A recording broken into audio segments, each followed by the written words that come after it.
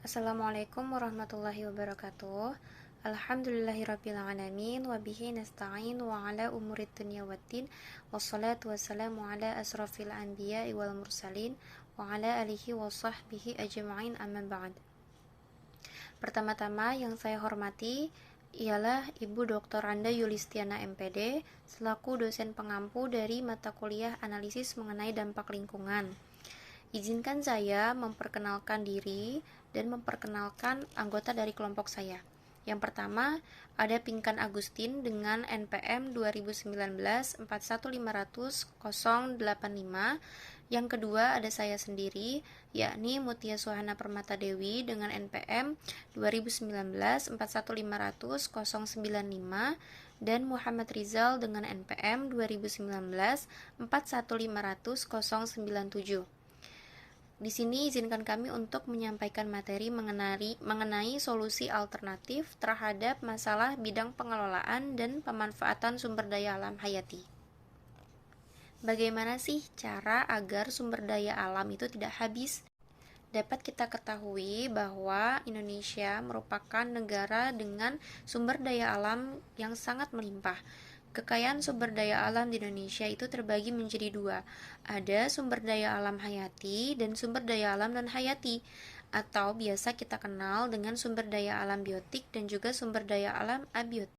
Sumber daya alam hayati atau sumber daya alam biotik merupakan segala kekayaan alam yang dihasilkan oleh makhluk hidup dan dapat dimanfaatkan untuk mendukung keberlangsungan hidup manusia baik di masa sekarang maupun di masa yang akan datang. Perlu kita ketahui, segala sesuatu akan habis apabila kita tidak dapat mengelolanya dengan bijaksana. Oleh karena itu, kita sebagai manusia harus dapat mengelola dengan baik segala sumber daya alam yang telah Tuhan atau Allah berikan kepada kita agar tidak habis dan dapat kita pakai secara terus-menerus untuk masa atau generasi yang akan datang. Selanjutnya, mengenai contoh sumber daya alam hayati yang terbagi menjadi dua, ada yang dari hewan dan juga tumbuhan.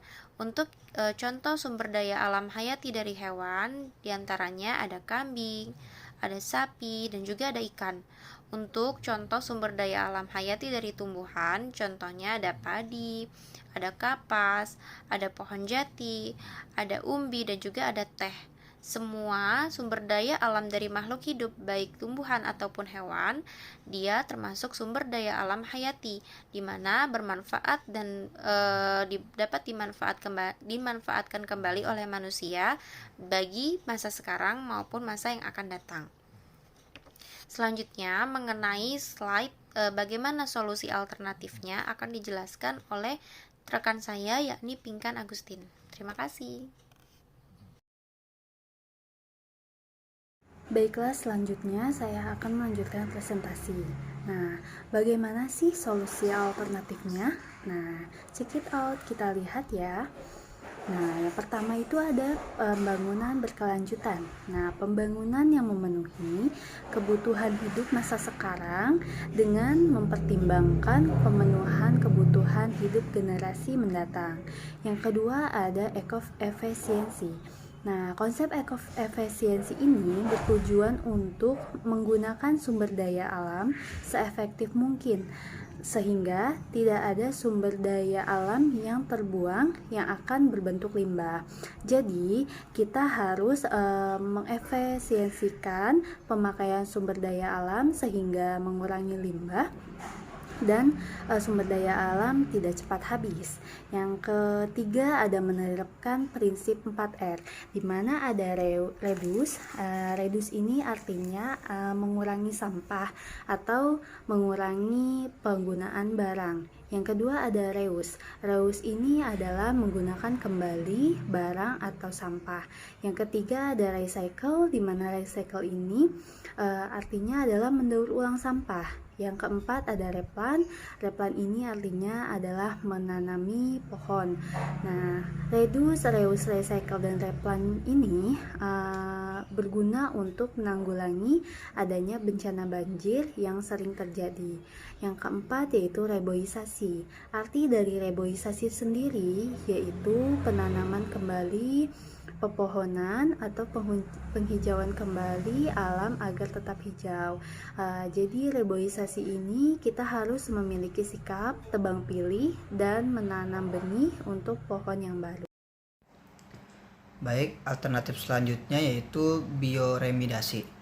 Bioremidasi yaitu pemanfaatan mikroba ataupun tanaman dari kontaminasi.